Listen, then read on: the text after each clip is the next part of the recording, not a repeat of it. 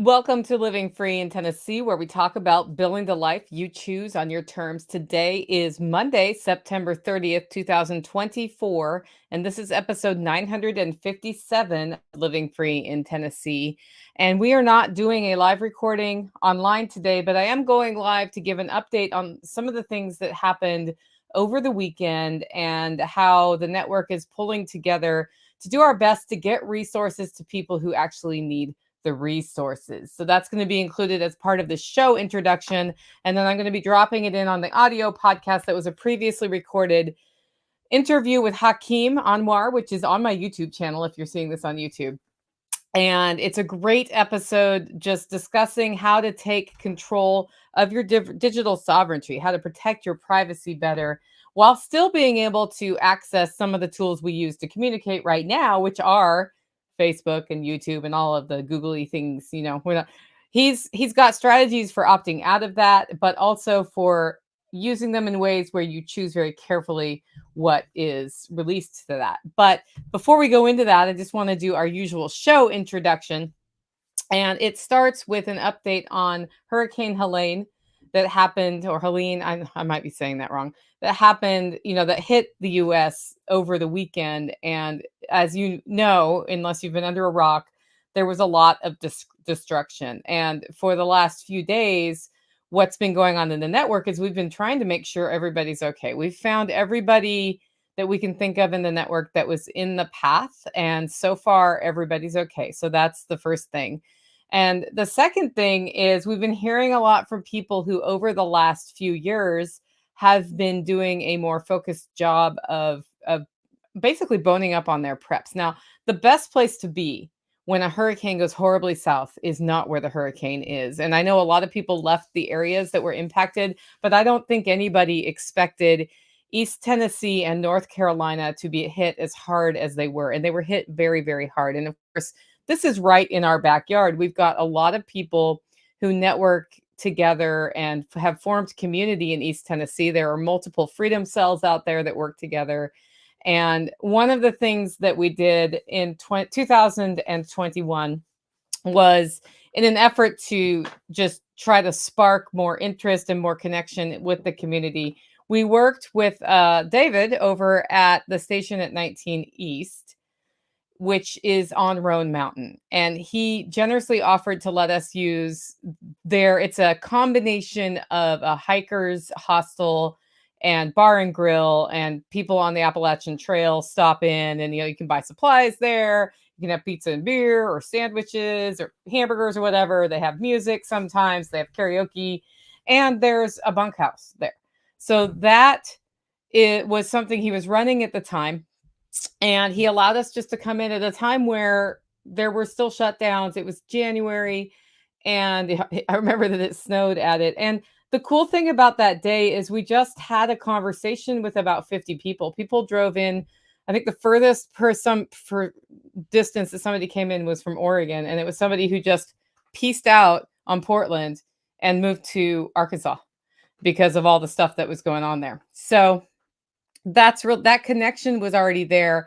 And Roan Mountain was devastated like much of that area of Tennessee and then into North Carolina, because it's very close to the North Carolina border. And so he was one of the people on the list that we reached out to make sure he was okay. When I found out he was okay, I thought, well, he's pretty well connected on the ground there. Do you need anything? Because in the past, what we had done as a community is work with an organization called the CAC team to help bring supplies and cleanup crews and all sorts of stuff when devastation from hurricanes hits.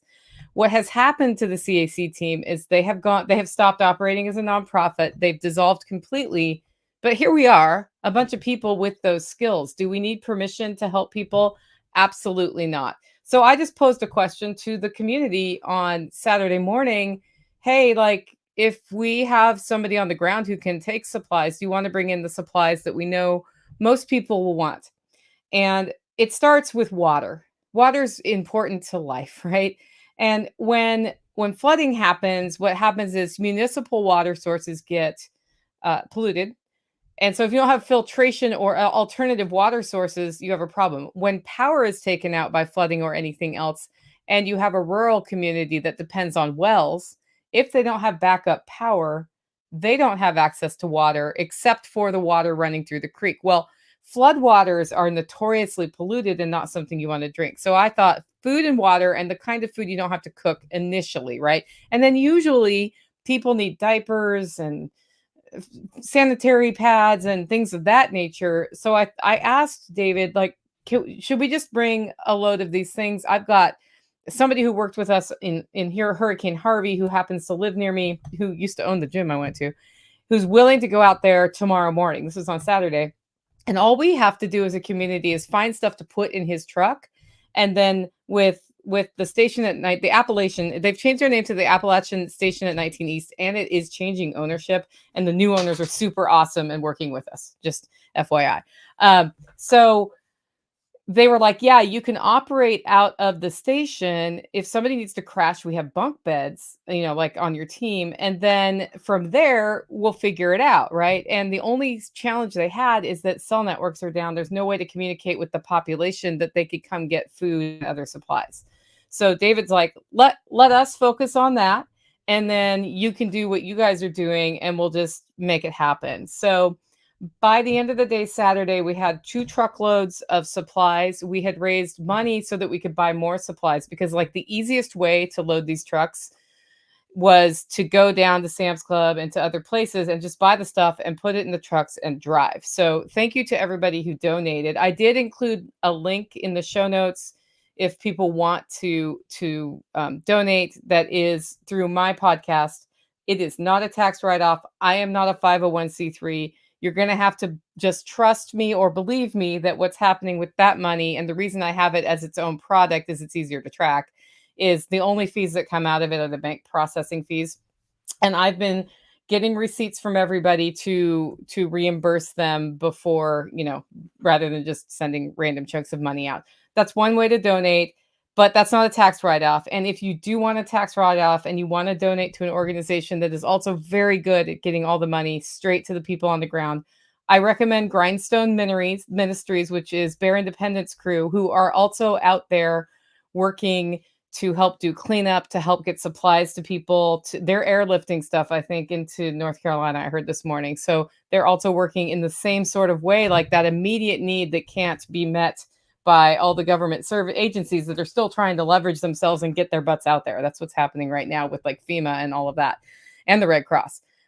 If you're going to invest money in helping people in this, make sure you do it with an organization that can actually do it. And I trust Bear and Grindstone to get that done. I've included a link to their donation too. That is a 501c3, so you do get a tax write-off. But back to what happened this weekend. We ended up starting a group on Telegram called t.me/LFTN flood. We are using Telegram. I know you have to have a phone number to use it, and you can't use a fake phone number, and that makes you mad. But we're using it because people know how to use it. The majority of people know how to use it. I was deciding between Discord and Telegram is simply easier to get set up. So that's how it's set up right now. You have to be let into the group. I have some moderators there, and that's where we're talking about what the needs are, who has time and availability to go in and help, and then also doing some of the fundraising there. Now, here's the thing about aid in a situation like this. We do not want to send anybody in who cannot take care of themselves 120% while they're there. That means you bring your own food and water with you.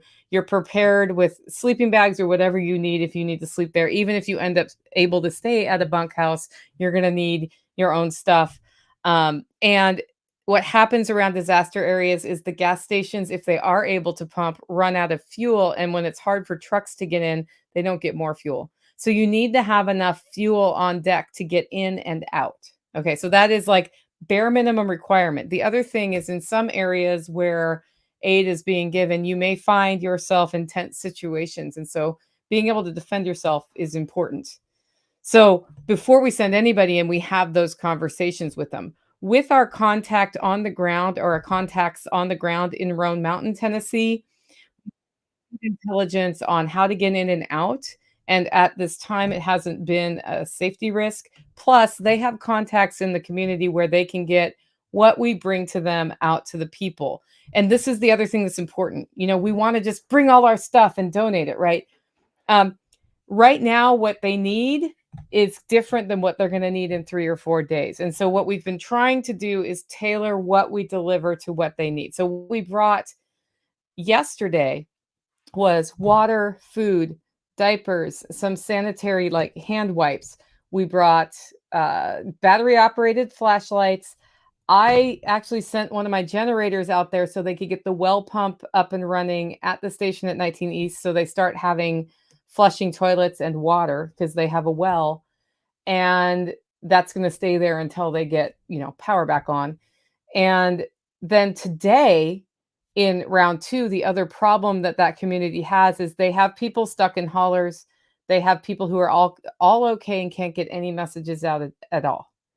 So a community member brought a Starlink out, and it is set up at the Appalachian Center the Appalachian Station at 19 East. So anybody from the community can come in, log on to that Wi-Fi, and get messages out. Now, a local church there has been providing hot meals, and we're going to find out if they need help getting, rice or whatever they're cooking for people to serve. We'll find that out as we move forward, but we're really trying to tailor it for specifically what they need. What that means is if you want to ship stuff from Texas to Tennessee, it's going to take you too long to get that from there to here unless you're flying it in for what we're doing with this community. Beyond that, we are working to establish some lines of communication with Grindstone Ministries.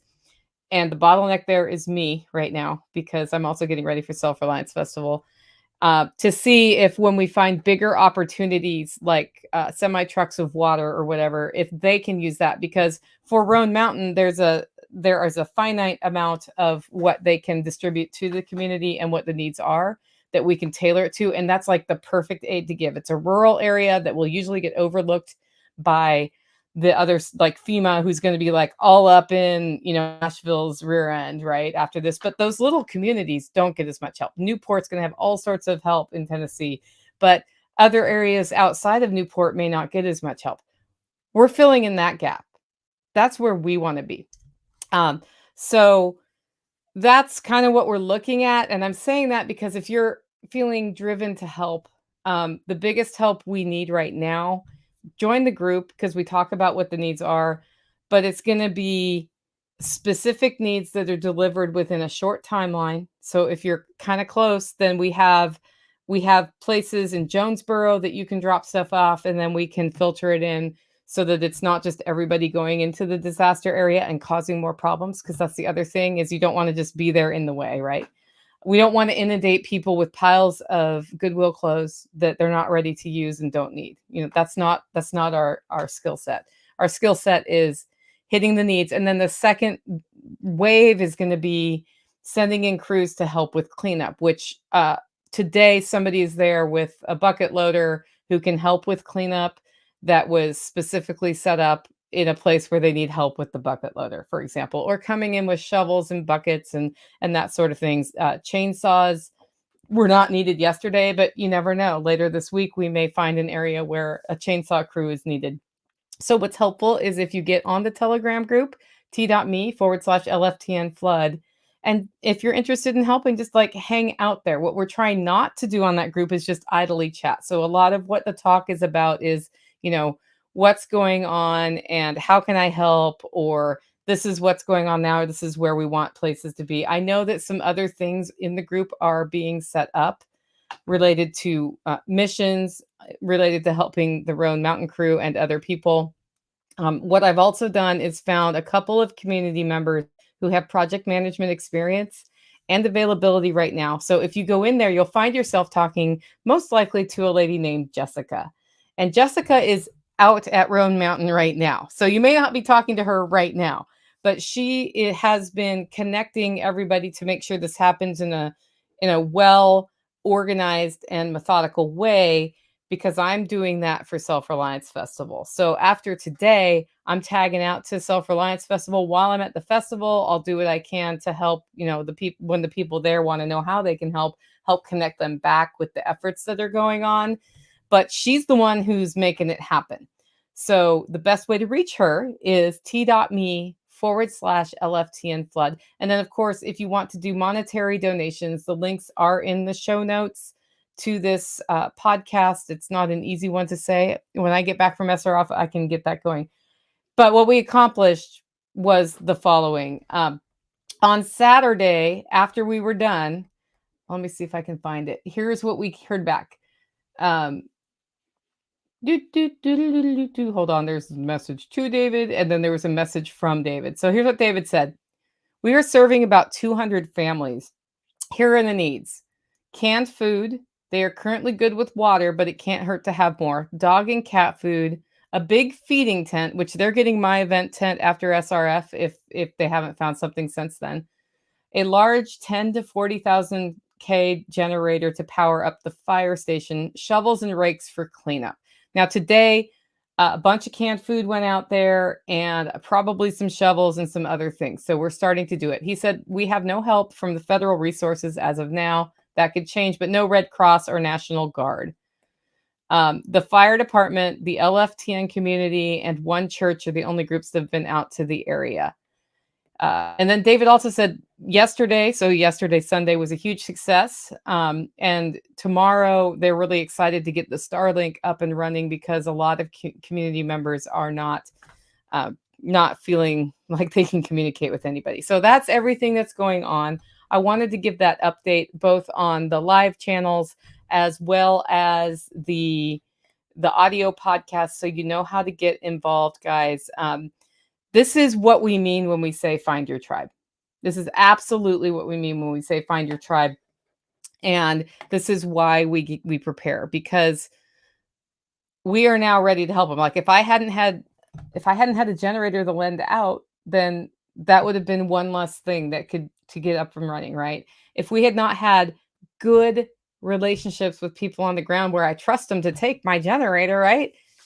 Then this would not be happening. And so I'm very thankful that all the time we've invested as a community in getting to know each other and doing hard things together has resulted in our ability to help in this situation. What I expect to happen after the Self-Reliance Festival is that we will talk more as a community on the Telegram group about how we might want to formalize this. And the question is going to come up, do we want to start a second group, or do we want to find somebody like Grindstone Ministries that we align with and just work with them in the future? I don't know, but but there's a lot of energy here. So that's the report from there. I know David was super thankful for it. And when I heard back from the two drivers, they're like, wow, everybody was so happy we were there.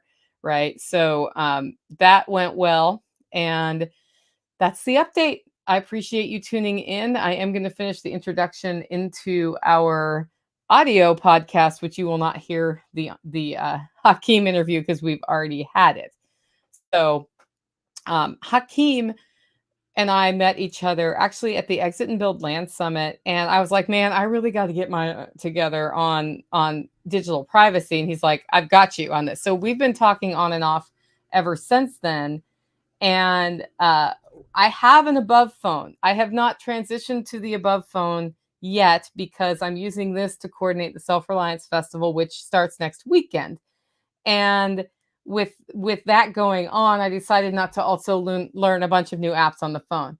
I'm pretty sure that at the Self-Reliance Festival, I'm just going to change to the above phone probably on Saturday or Sunday once I know I've texted with everybody and I've gotten everything under control, because at that point, I can operate on anything here on Wi-Fi until I have transitioned completely to the above phone. But I'm super excited to do that because that's my second step towards doing better at protecting my privacy. I want to share that journey with y'all in case you feel motivated to do the same thing. With that, we're going to flow straight into Tuesday's episode.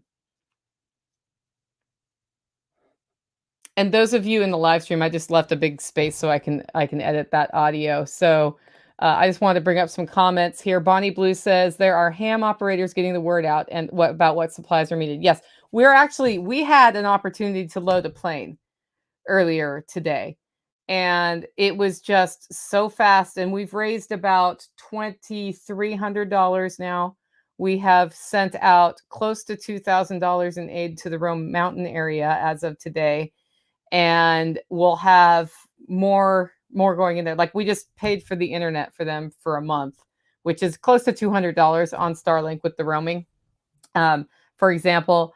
And that's how we're spending those things. I'll have a full breakdown of what that was after Self-Reliance Festival, but I have it all like neatly organized in a folder so that it's really, really easy. This is the lesson I learned this year about accounting, is like I wanted that to be really easy to track. This is a place where ham radio wins. People who have ham radio have been able to communicate better than anybody else, and the cell networks just did not work at all. After Harvey, we could use cell networks the whole time, so that was really easy. And then Bonnie Blue also says the East Tennessee Foundation may be able to help you with grants and resources. Thanks for letting me know, because that is that's always helpful. And then Zolio is an inexpensive tool for satellite communications via text where no cell towers are available. Yeah, all of these things are important. I'm really thankful that I worked with the CAC team during Harvey, because I know that what often happens when people just get motivated to bring supplies is they bring the supplies that were needed 2 days ago, drop them and leave. And if they do that, then the people on the ground who need something different don't have space for the different thing, and then they're stuck with all this stuff they don't need. And a good example of that is hygiene kits. Hygiene kits are needed right now. Like literally, that's toothpaste, toothbrush, soap, feminine products, ways to wash your hands, like deodorant, shampoo. Like we'd put together these little kits for people who are at shelters, and then they can take a shower. Well, those are needed at first wave. And then people are starting to figure out where they're going to stay for the next 6 months or whatever. They're moving out of the area, or they're moving into a more permanent housing situation, and then they don't need these little toiletry item kits. So what happens is people hear they need toiletry item kits, and then they start coming in a week after they need them, and then they end up with these warehouses full of toiletry item kits. In fact, the toiletry item kits that we got out to Roan Mountain were they were collected and assembled for a set of tornado victims in Tennessee. And that's exactly what happened. They came 2 weeks late. Somebody stored them for a couple of years, and we were like, we know she's storing them. We're going to move them out there right now because they're needed right now. So Preparedness HQ, welcome to my subscription. So that's the deal. I will do updates as best I can on the channel. I actually gave Jessica access to my Facebook page so she can post there about updates. And if we need to give her access to other channels, we'll do that. So you may see not me on here as just talking about what the efforts are as we go forward this week, because y'all know that as the person who is the manager of the Self-Reliance Festival, which starts on Wednesday, well, it starts on Thursday with our first pre-workshop. I'm driving to Camden, and I'm going to be all in on Self-Reliance Festival. The festival is still happening, and it's going to be fantastic. And there's a lot of people coming. We have the highest ticket like head count we've ever had going in. And that happens, that just means that it's going to have a lot of people. We have had some people cancel who can't get there, and we've been helping people who are in affected areas who still plan to come figure out how to route around the roads that are closed. So that's been a lot of what we've been doing today. Tomorrow I drive out there, we get set up, and it's just like, boom, let's go. So it's going to be super fun. Yeah, Preparedness HQ is stuck inside because of a bio fire. I assume that's some sort of a chemical fire where if you go outside and breathe what they have, you're not going to be happy and it could hurt you. So I'm sorry that you're in that situation. That's scary. Anyway, we'll do more updates as we can, guys. Thank you so much for joining in, and might set a station for making more hygiene kits at SRF. Bonnie Blue, I don't think we need hygiene kits after SRF. That's why we're not doing that. What we're doing at the Self-Reliance Festival is accepting cash donations. Bear will be there too. So we can filter them into Grindstone. We can filter them into what the LFTN community is doing. I'm completely agnostic on which of those two things you do, by the way. I don't think you should do one over the other. I think you should do what you are called to support. We've had people asking if they can bring supplies to SRF. And what we're trying to put together is where you can bring supplies after SRF, because all of our collection points are closer to East Tennessee, which is 3 hours from SRF, and we don't have currently the capacity to move a truck of stuff from SOE to one of our distribution points. So what would be better if you want to donate things is find out by joining the Telegram channel, which is t.me/LFTN group. In fact, I will just, not LFTN group. It's if you go there, they'll tell you where to go. But it's, hold on, it is t.me/LFTN flood. Check it out. I could have just put that up on the screen the whole time. That's on Telegram. That's where you can find out what's needed, where things are being dropped off. Jessica will be back in the office this evening, and she's probably going to put some thought to that. I told her people can drop off here, but they can't do it while I'm not here. But my next door neighbor is willing to help by storing it in their basement until I get back from SRF. So that's one option. She has a drop-off location. Those are all near Cookville. So the better drop-off location is one of our community members' church in Jonesboro said they have plenty of space to store stuff. So it's cool.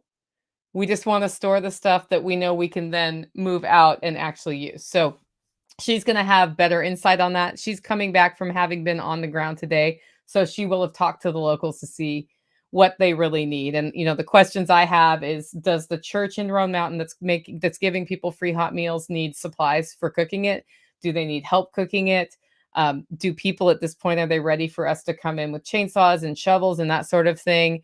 And beyond the canned goods and the pet food and all the stuff that came out there today, is that an ongoing need? Because there's sort of they're more on the edge. So if we connect with people further in on the disaster area, we will be able to then stage from the station, right, that area, and then bring things further in. But then Bear's doing things on a much larger scale with, like, I think he's like flying stuff and stuff. So if we can just filter into that, then that gets to the people in North Carolina who are not getting stuff. So there's lots of ways that we can do it, and that's all being tracked on the Telegram group. So Bonnie says, for the next emergency, if we're going to do that, I think we should do that not at SRF, but somewhere where we can have the kits end up where they need to be stored. So like we ship everything to where it needs to be stored. We put the kits together, and then that becomes a distribution center for the next like tornado emergency or that sort of thing. So, but I like where your energy is. And when we have efforts like that going, I'll make sure to get it out on the podcast. Anyway, thanks for joining the live stream today, guys. And I will see you next week. Well, I'll see you tomorrow morning at 9:30. I'll be live with John Willis and Jack Spirko for our first Tuesday coffee chat. So we will see you then. Make it a great week.